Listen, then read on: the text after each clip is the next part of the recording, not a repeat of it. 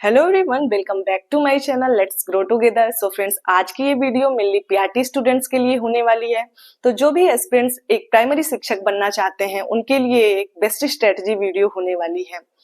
क्योंकि देखिए, आज के समय में हमारे पास सोर्सेज की कोई कमी नहीं है, लेकिन हमें ये आइडिया नहीं होता कि हमें किन रिसोर्सेज को फॉलो करना चाहिए, किन रिसोर्सेज को फॉलो नहीं करना चाहिए, या फिर हमारे एग्जाम के पॉइंट ऑफ व्यू से कौन सी बुक्स हमारे लिए कितना इम्पोर्टेंट है और कितना इम्पोर्टेंट नहीं है।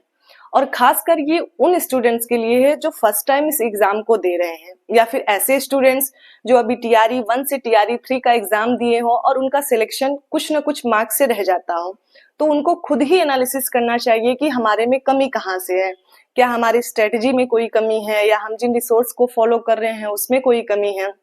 उनको इन चीजों का एनालिसिस करना चाहिए। और मैं अगर खुद की बात करूं, जब मैंने फर्स्ट टाइम पीआरटी का एग्जाम दिया था, जब टीआरई 1 हुआ था, तो मुझे भी ये कंफ्यूजन बना हुआ था कि मुझे क्या पढ़ना चाहिए, क्या नहीं पढ़ना चाहिए, कौन सी बुक पढूं या कौन सी बुक नहीं पढूं। लेकिन फिर भी मैं यूट्यूब के सोर्स से या फिर अन्य टीचर्स के थ्रू मैंने जो भी मुझे समझ में आया उस टाइम मैंने पढ़ा। और उस टाइम जो मेरा पीआरटी में मार्क्स बना था आंसर की से मिलाने पर, क्योंकि उस टाइम हम लोगों का रिजल्ट नहीं दिया था बीएड स्टूडेंट्स का, तो मेरे जो इसमें मार्क्स बने थे 69 टू या 70 मार्क्स बने थे। तो इस तरह से मैंने भी मतलब खुद को बैलेंस करते हुए, खुद एनालिसिस करते हुए और चीजों को पढ़ते हुए कहीं ना कहीं मैंने ये एग्जाम दिया था और मेरा एक ठीक ठाक स्कोर भी था। तो मैं आपको भी ये सजेस्ट करूंगी कि आपको भी एक सही स्ट्रेटेजी के साथ अपनी पढ़ाई करनी चाहिए। और देखिए, मेरे टाइम पे क्या था कि जब मैंने फर्स्ट टाइम ये एग्जाम दिया था तो कोई आइडिया नहीं था कि हमें कहाँ से पढ़ना चाहिए, कितना पढ़ना चाहिए। लेकिन आपके समय में क्या है, आपके समय में तो पीवाईक्यूज हैं, आप इतना एनालिसिस कर सकते हैं प्रीवियस ईयर क्वेश्चंस को देख के, टीआरई 1, 2 और 3 के जो क्वेश्चन पेपर हैं उनको देख के आप एनालिसिस कर सकते हैं कि क्वेश्चंस किस लेवल के पूछे जा रहे हैं या कहाँ से पूछे जा रहे हैं, आप खुद देख सकते हैं। तो आप इस तरह से आप अपना एक बेस्ट स्ट्रेटजी बनाते हुए, एक सही रणनीति बनाते हुए आप अपनी पढ़ाई करिए, और आप देखेंगे कहीं ना कहीं आपके एग्जाम के लिए ये चीजें सही होंगी अगर आप सही स्ट्रेटजी के साथ अपनी पढ़ाई करते हैं। तो फ्रेंड्स, अगर आप चैनल पे नए हैं तो चैनल को प्लीज सब्सक्राइब करिए और इस वीडियो के अंत तक जरूर बने रहिए। चलिए हम वीडियो में आगे बात करते हैं। तो सबसे पहले बात कर लेते हैं हम पीआरटी के सिलेबस के बारे में। तो किसी भी एग्जाम को देने से पहले हमें उस एग्जाम का सिलेबस पता होना चाहिए, और मैं आपसे इतना एक्सपेक्ट कर ही सकती हूँ कि आपने अभी तक अपने पीआरटी का सिलेबस देख लिया होगा। और अगर आपने अभी तक अपने पीआरटी का सिलेबस नहीं भी देखा है तो आप मेरे टेलीग्राम चैनल से जुड़ के वहां से आप पीआरटी का सिलेबस देख सकते हैं। मैंने अपने टेलीग्राम चैनल पे पीआरटी से लेके पीजीटी तक के क्लासेस के सभी के सिलेबस जो है वहां पे प्रोवाइड कर दिए हैं, और मैं अपने टेलीग्राम चैनल का लिंक इस डिस्क्रिप्शन बॉक्स में नीचे आपको प्रोवाइड कर दे रही हूँ। तो आइए सबसे पहले बात कर लेते हैं हम ब्रीफली पीआरटी के सिलेबस के बारे में ही, कि इसमें किन किन सब्जेक्ट से क्वेश्चंस पूछे जाते हैं, किन सब्जेक्ट में नंबर ऑफ क्वेश्चंस कितने पूछे जाते हैं, या फिर कौन सा सब्जेक्ट आपके एग्जाम के पॉइंट ऑफ व्यू से सबसे ज्यादा इंपॉर्टेंट है। एक एक करके हम इन टॉपिक्स पे बात करेंगे। तो आइए देखते हैं हम कि कौन कौन से सब्जेक्ट इसमें पूछे जाते हैं। तो मेनली इसमें 8 सब्जेक्ट से क्वेश्चंस पूछे जाते हैं, और ये सब्जेक्ट एक एक करके मैं आपको बताती हूँ। इसमें हमारा हिस्ट्री पूछा जाता है, जिसमें मॉडर्न हिस्ट्री के ही क्वेश्चंस होते हैं। मॉडर्न हिस्ट्री हो गया, फिर हमारा जियोग्राफी हो गया, पॉलिटी हो गया, साइंस हो गया, ईवीएस हो गया, करंट अफेयर हो गया, और मैथ एंड रीजनिंग के क्वेश्चंस पूछे जाते हैं, और कुछ मिसलिनियस के भी क्वेश्चंस पूछे जाते हैं जो इन्हीं से रिलेटेड होते हैं। तो इन सब्जेक्ट से हमारे पीआरटी में क्वेश्चंस पूछे जाते हैं। और बात कर लें कि मैक्सिमम नंबर ऑफ क्वेश्चंस जो है किनसे पूछे जाते हैं, या फिर इन सब्जेक्ट्स में से कितने कितने क्वेश्चंस पूछे जाते हैं।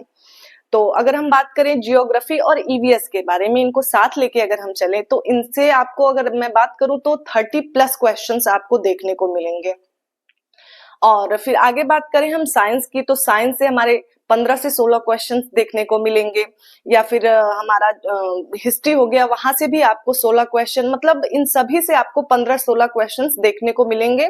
लेकिन सबसे ज्यादा क्वेश्चन आपको जियोग्राफी और ईवीएस मिला के यहाँ से देखने को मिलते हैं। और आपके पीआरटी के लिए करंट अफेयर का पोर्शन भी इंपॉर्टेंट पार्ट हो जाता है, क्योंकि यहाँ से भी आपको 16 से 17 क्वेश्चन पूछे जाते हैं। तो आप ऐसे इन क्वेश्चंस को देख के आप ये अंदाजा लगा सकते हैं कि किस सब्जेक्ट से कितने नंबर ऑफ क्वेश्चंस पूछे जाते हैं।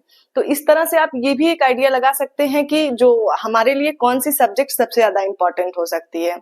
तो अगर सबसे ज्यादा इंपॉर्टेंट सब्जेक्ट की मैं बात करूं तो वो हमारे लिए जियोग्राफी, ईवीएस, साइंस और करंट अफेयर, फिर और सारी सब्जेक्ट भी इंपॉर्टेंट है, लेकिन ये 4 सब्जेक्ट आपके लिए मेन इंपॉर्टेंट है।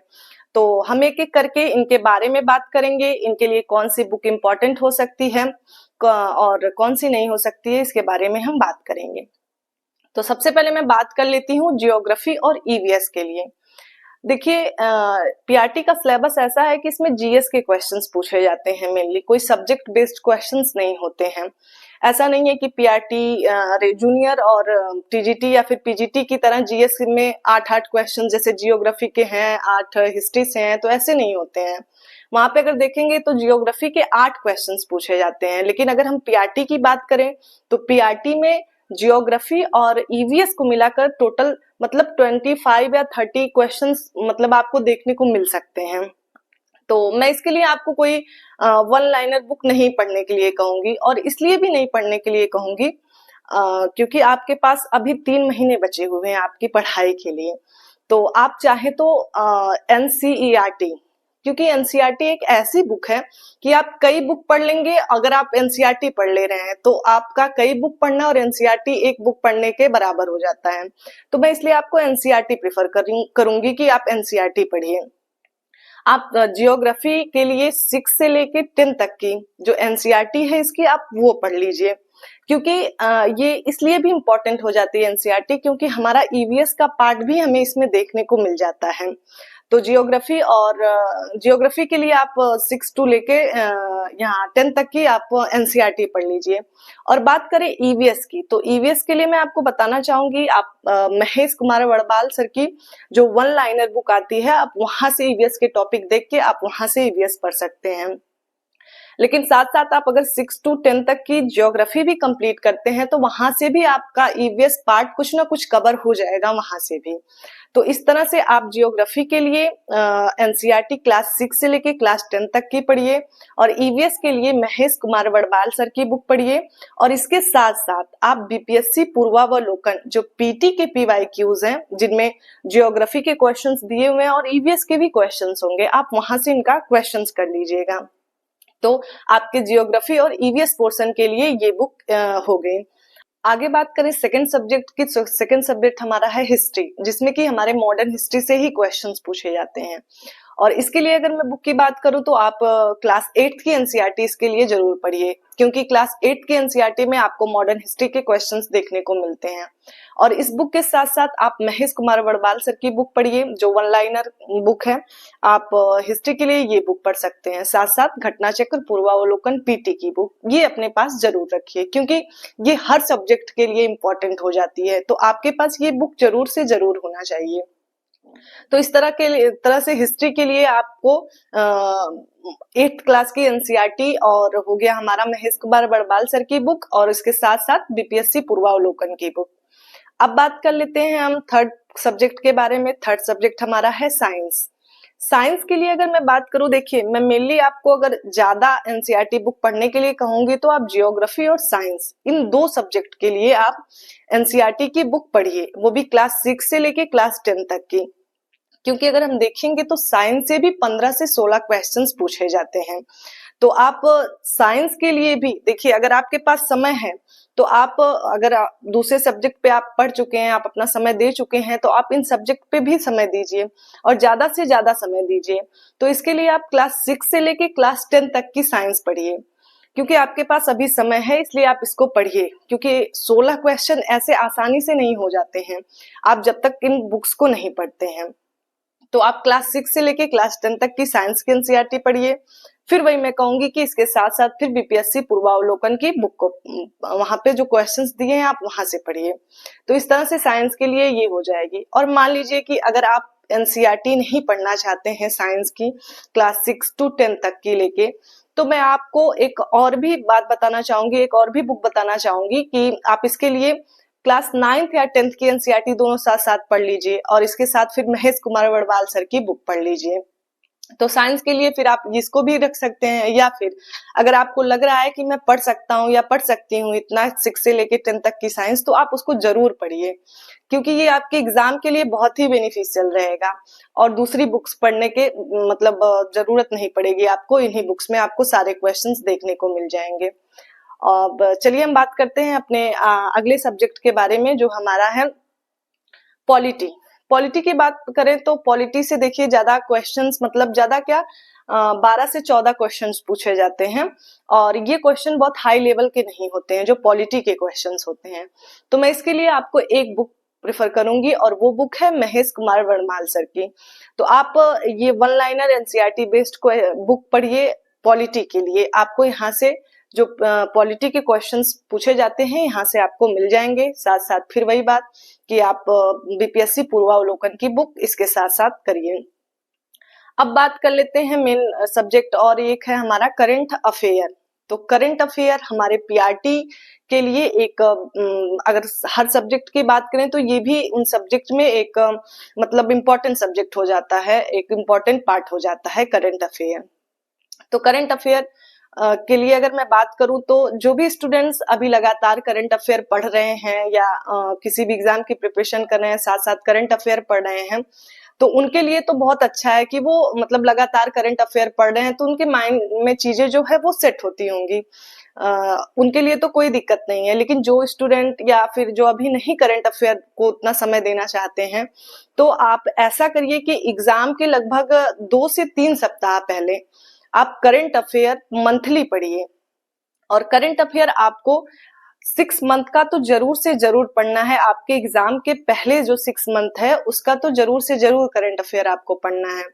लेकिन अगर आपके पास टाइम हो तो आप पूरे 1 साल का करंट अफेयर पढ़िए। आपके एग्जाम से पहले का जितना 1 साल है उतना करंट अफेयर आप पढ़ डालिए।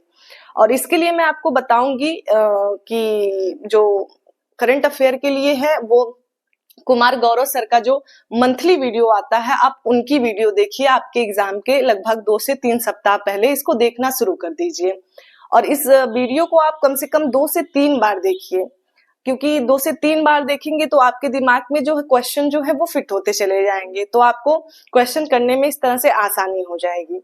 और साथ ही साथ अगर आप इन क्वेश्चंस का प्रैक्टिस करना चाहते हैं तो आप इन्हीं सर का, कुमार गौरव सर का ही जो मंथली मैगजीन आता है, आप वो लेके वहां से उनके क्वेश्चंस दिए होते हैं, आप वहां से कर सकते हैं। तो इस तरह से आप अपने करंट अफेयर की तैयारी कर लीजिए। अब बात कर लेते हैं लास्ट के 2 सब्जेक्ट के बारे में, मैथ और रीजनिंग के बारे में। तो सबसे पहले हम बात करते हैं मैथ के बारे में कि आप मैथ की प्रिपरेशन कहाँ से करें। तो अगर मैं मैथ के बारे में बात करूं तो मैथ पीआरटी के लिए एक मेन सब्जेक्ट हो जाता है, क्योंकि यहाँ से भी 15 से 16 क्वेश्चंस पूछे जाते हैं। और मेन सब्जेक्ट इम्पोर्टेंट सब्जेक्ट इसलिए भी हो जाता है क्योंकि ये एक टाइम टेकिंग सब्जेक्ट है। आपको इसको टाइम देना ही पड़ेगा, तभी जाके आप एक अच्छा स्कोर मैथ में कर सकते हैं। तो इसके लिए सबसे पहले आप PYQs उठाइए, TRE 1, TRE 2 और TRE 3 का। आप वहां से देख सकते हैं कि किन किन टॉपिक से क्वेश्चन पूछा गया है। आप उसको नोट डाउन करके उन टॉपिक्स को तैयार कर सकते हैं, या फिर आपको बीपीएससी पूर्वावलोकन में ये मैथ के कुछ टॉपिक्स दिए हुए हैं, आप इनके अकॉर्डिंग भी अपना जो मैथ है वो तैयार कर सकते हैं। तो इस तरह से आप देखेंगे कि आप मैथ के लिए अगर इन चीजों को फॉलो कर लेते हैं, इन टॉपिक्स को फॉलो करके आप पढ़ लेते हैं, तो आपकी मैथ तैयार हो जाती है। और मैथ के लिए मैं आपको जो सही लगे आप वो पढ़िए, क्योंकि आप जिन टीचर से मैथ पढ़ना चाहते हैं या जिन टीचर से आपको मैथ समझ में आती है, आप वहां से मैथ अपना तैयार कर लीजिए। अब बात कर लेते हैं रीजनिंग पोर्शन की। तो रीजनिंग के लिए भी मैं वही कहूंगी कि आप PYQs उठाइए, आप वहां से टॉपिक से देखिए कि किन किन टॉपिक से क्वेश्चंस पूछे गए हैं, आप उन टॉपिक्स को तैयार कर लीजिए। तो इससे ये चीजें आसान हो जाएंगी कि आप केवल उन्हीं टॉपिक्स को तैयार कर रहे हैं जो कि आपके बीपीएससी PYQs में पूछे गए हैं। या फिर आप जो बीपीएससी का पूर्वावलोकन है वहां से भी देख सकते हैं आप सिलेबस, आप इन सिलेबस को भी तैयार कर लीजिएगा साथ साथ, जो कि आपके रीजनिंग के लिए इतना सफिशिएंट रहेगा। तो इस तरह से मैंने आपको इन 8 सब्जेक्ट के बारे में, बेस्ट बुक्स के बारे में या कौन कौन सी बुक इम्पोर्टेंट हो सकती है, इसके लिए मैंने आपको बताया। और मैं सही कह रही हूँ कि अगर आप इनको फॉलो करते हैं तो आप देखेंगे कि आपके एग्जाम में आप एक अच्छा स्कोर करेंगे और बाद में आपको खुद ही रियलाइज होगा कि मैंने जो सोर्स या रिसोर्सेज बताए हैं या जो बुक्स बताई हैं वो आपके लिए कितने इंपॉर्टेंट हुई हैं। तो इस तरह से एक बेस्ट प्लान के साथ, एक बेस्ट स्ट्रेटेजी के साथ जो मैंने आज आपको इस वीडियो में बताया है, उन बुक्स को फॉलो करते हुए आप अपनी प्रिपरेशन करिए, जो आपके लिए और आपके एग्जाम के पॉइंट ऑफ व्यू से बहुत ही इंपॉर्टेंट स्ट्रेटेजी है। और मैं अंत में आपसे ये भी कहूंगी कि जितना आपका थ्योरी पोर्शन जरूरी है आपके एग्जाम के लिए, उतना ही इम्पोर्टेंट है आपका क्वेश्चन प्रैक्टिस, मॉक टेस्ट। लेकिन अभी आपको कोई भी क्वेश्चन प्रैक्टिस या मॉक टेस्ट देने की जरूरत नहीं है। आप एग्जाम के 2 से 3 सप्ताह पहले जब आप अपना ये सिलेबस कंप्लीट कर लीजिएगा, तब जाके आप क्वेश्चन प्रैक्टिस करिएगा, मॉक टेस्ट दीजिएगा, तब जाके वो आपके लिए ज्यादा बेनिफिशियल होगा। तो इस तरह से आप अपनी प्रिपरेशन करिए। और आज की वीडियो में बस इतना ही। अगर आपको मेरी वीडियो अच्छी लगी हो तो प्लीज आप चैनल को जरूर से सब्सक्राइब करिए। मिलते हैं नेक्स्ट वीडियो में। और अगर आपको कोई भी डाउट हो, किसी भी सब्जेक्ट से रिलेटेड, किसी भी टॉपिक से रिलेटेड या बीपीएससी टीआरई से रिलेटेड कोई भी डाउट हो, तो आप मुझे कमेंट बॉक्स में कमेंट कर सकते हैं। मैं आपका डाउट क्लियर करने की कोशिश करूंगी। So thank you for watching.